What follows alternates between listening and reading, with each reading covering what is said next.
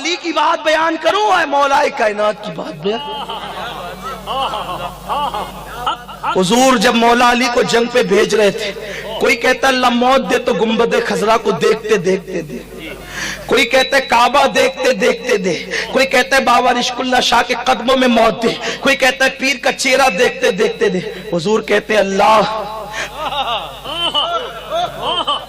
وہ رسول جو خدا کو دیکھتا ہے بے حجاب، وہ سو جائے تو معراج منامی، وہ جاگے تو خدا سے ہم کلامی۔ اللہ اکبر۔ ثم دنا فتدلی فکان قاب قوسین او ادنی، جس کے لیے قرآن میں آیا جو خدا کا وجہ کریم بے حجاب دیکھے، وہ نبی علی کو دیکھ کر دعا کرتے اللہ علی کو جنگ پہ بھیج رہا ہوں، جب تک اس کا چہرہ نہ دیکھ لوں مجھے موت نہ آئے۔ علی، حضور علی کا چہرہ ہم کسی غیر نبی کو نبی سے افضل ماننا تو دور کی بات ہے، برابر نہیں مانتے۔ ایک صدی سے دوسروں سے جھگڑا اسی بات پہ ہو رہا ہے کہ انہوں نے نبی کو بھائی کہہ دیا۔ ہم نے کہا کہ بھائی کہنے والا بے ایمان ہو سکتا ہے۔ ارے جس کو نبی نے بھائی کہا، انت اخی فی الدنیا والآخرہ، تو میرا بھائی ہے، ساری زندگی انہوں نے بھائی نہ کہا اور بتا دیا کہ علی یوں احترام مصطفیٰ کرتا ہے، لیکن نبی نے کہا جب تک علی کا چہرہ نہ دیکھوں مجھے موت نہ آئے۔ نبی نے بتا دیا کہ میرے دل میں محبت علی کی کتنی ہے۔ حضور کہتے ہیں کوئی اس پہ نہیں سمجھے آپ، یہ اہل عرفان کی محفل میں بیان کرنے والی بات ہے کہ نبی نے علی کا چہرہ دیکھ کر موت مانگی ہے۔ اس کی اہمیت آپ نہیں سمجھے، اس کی اہمیت آپ نہیں سمجھے، لیکن میں آپ کے لیے نہیں، میں ان لوگوں کے لیے بیان کرنے لگا ہوں، اس لیے کہ یہ بات عرفان کی یہاں بیان کر کے ان سے قبولیت کی سند لینا چاہتا ہوں۔ کیوں؟ اس لیے کہ بیٹا باپ کی تعریف زیادہ پسند کرتا ہے۔ یہ سب بیٹے ہی تو، سوئے بھی بیٹے ہیں، اکثر بیٹھے بھی بیٹے، لیٹنے والے بھی اکثر بیٹے ہیں، بیٹھنے والے بھی اکثر بیٹے ہیں۔ اس لیے میں مولا علی کا ذکر کرنے لگا ہوں، لیکن سنیں کبھی کبھی ایسا ہوتا ہے، اے بھیا اے بابو ذکر علی چل رہا ہے یار، میرے عزیز میرے بھیا سن۔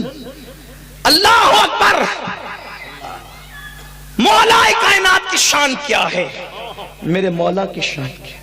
میرے مولا کا مقام کیا ہے؟ میرے مولا کا مرتبہ کیا ہے؟ میرے مولا کی عظمت کیا ہے؟ ہر سید نے اپنے دور میں سب سے زیادہ کسی کی تعریف کی تو علی کی۔ سیدنا مخدوم الشم جہانگیر سمنانی ہندوستان آئے تو ہندوستان میں اس وقت رافضی اور سنی کا جھگڑا بہت عروج پہ تھا۔ بادشاہوں نے رافضیت کو عروج دے رکھا تھا اور سنیوں نے، اہل اقتدار کی ہمیشہ عادت ہے کہ باطل کو آگے کرتے ہیں۔ حالانکہ کوئی اگر ادھر سے متاثر ہو تو وہ برا نہیں مانے، میری گفتگو آخری تک سنیں، ہم چیٹنگ باز لوگ نہیں ہیں۔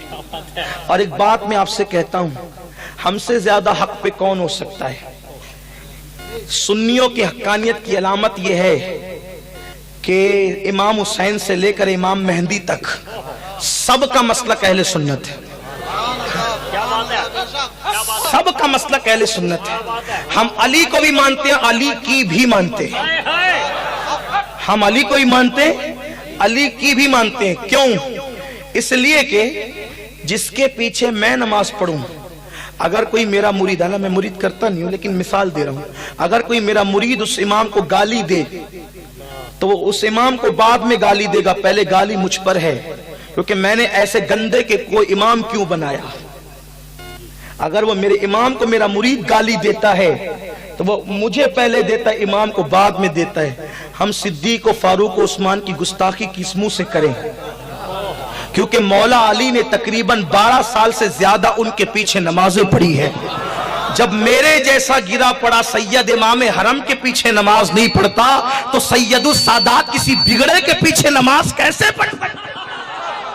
علی نے ان کے پیچھے نماز پڑھ کے بتا دیا، علی نے ان کے پیچھے نماز پڑھ کے بتا دیا کہ جس کے پیچھے میں کھڑا ہوں اس کی گستاخی کرنے والا میرا ہو ہی نہیں سکتا۔ یہ بات کرنے لگا۔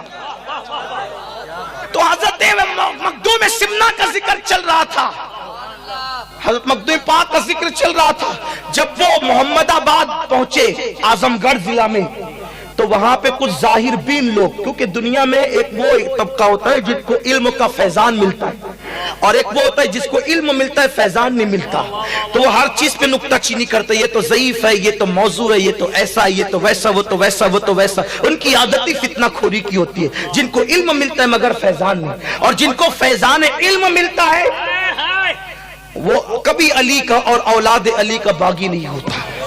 یہ خاص بات ہے۔ علم دے خدا تو علم کا فیضان دے، ورنہ شیطان کے پاس بھی بہت علم تھا۔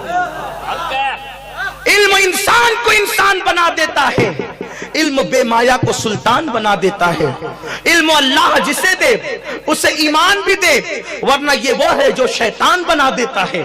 جسے علم کا فیضان نہیں ملتا وہ نبی کے علم کو گائے اور جانوروں کے علم سے تشبیہ دیتا ہے، اور جس کو علم کا فیضان ملتا ہے جب وہ نبی کی اولاد کی بارگاہ میں خراج پیش کرتا ہے تو یوں پیش کرتا ہے: نور بنت نور زوجے نور ام نور نور نور مطلق کی کنیز اللہ لما نور کا، ایک سینے تک مشابہ، ایک وہاں سے پاؤں تک حسن سبتین ان کے جاموں میں ہے نیما نور کا، تو نتیجہ نکلا تیری نسل پاک میں ہے بچہ بچہ نور کا، تو ہے عین نور تیرا سب گھرانہ نور۔ نعرہ تکبیر، نعرہ رسالت، نعرہ حیدری۔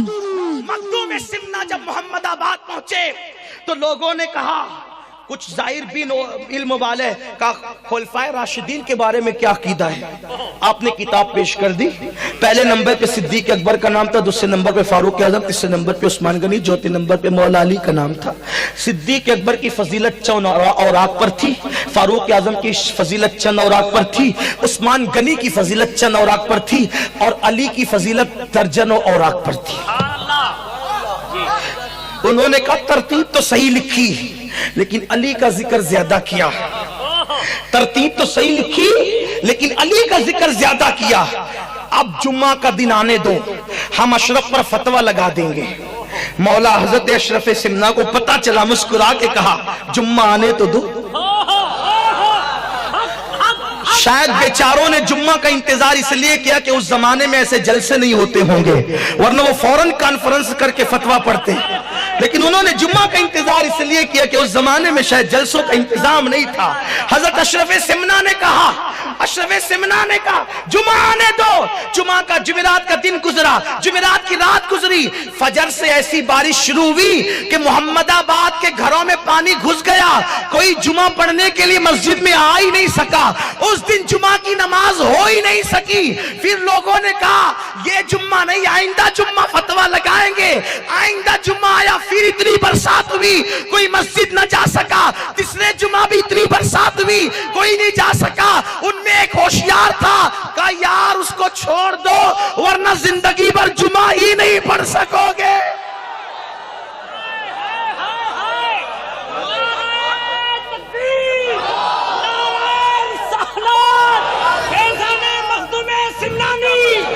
اس کو چھوڑ دو، اور اگر فتویٰ ہی لگانا ہے تو پہلے جا کے پوچھو تو اس نے ایسا کیا کیوں؟